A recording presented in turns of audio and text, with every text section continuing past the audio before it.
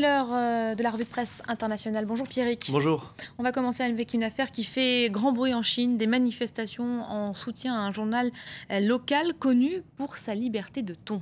Et c'est assez rare pour qu'une grande partie de la presse internationale en parle ce matin.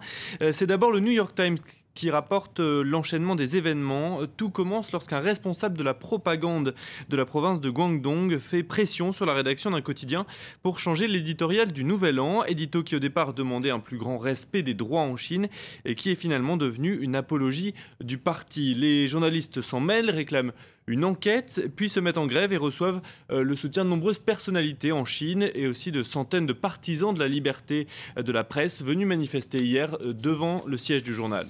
Et pour le South China Morning Post, l'affaire révèle le manque de réformes politiques dans le pays. Oui, quelle que soit l'issue de l'affaire, les autorités locales ont pris le dessus sur les journalistes car elles sont soutenues par Pékin. C'est en tout cas l'avis du South China Morning Post. Sans intervenir directement, le gouvernement envoie un message aux journalistes et aux intellectuels.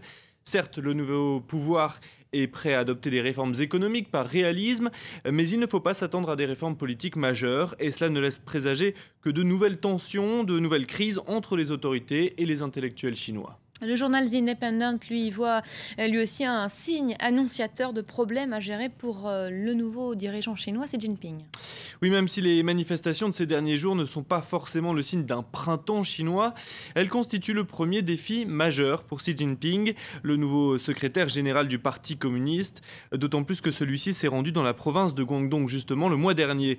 Depuis son arrivée, Xi Jinping a soulevé certains espoirs, notamment en promettant de s'attaquer à la corruption, mais avec cette affaire, c'est son image publique qui est en jeu. Et pour l'instant, le moins que l'on puisse dire, c'est que les signaux envoyés par le pouvoir chinois ne sont pas vraiment positifs. On revient à présent sur cette série de nominations annoncées en début de semaine par Barack Obama après la défense hier. On va s'arrêter aujourd'hui sur le choix de John Brennan pour prendre les commandes de la CIA. Oui, un choix notamment analysé par le journal des Émirats Arabes Unis, le Gulf News. Le quotidien y voit une source d'inquiétude. Le président américain devra s'assurer, écrit le quotidien, que son administration continue à travailler pour un monde plus ouvert, plus multilatéral, comme le souhaite Barack Obama. Le choix d'un faucon pour diriger la CIA est donc troublant. Brennan est l'architecte de la stratégie d'attaque par des drones américains et il est toujours suspecté d'avoir approuvé l'utilisation de la torture par la CIA. Et c'est justement cette suspicion que l'on retrouve dans un dessin publié par The International Herald Tribune.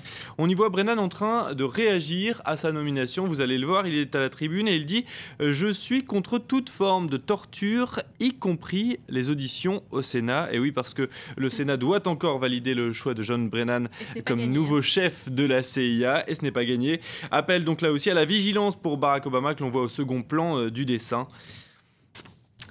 Et puis un artiste culte qui fait un retour inattendu après 10 ans de silence musical.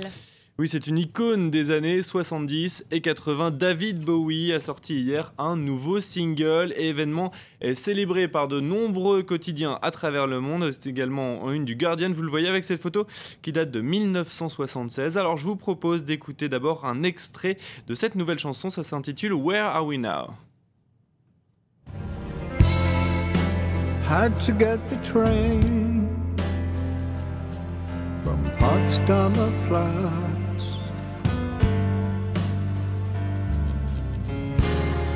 You never knew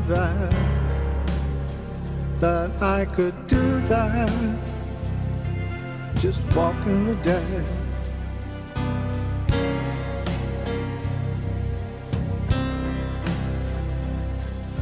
Sitting in the jungle,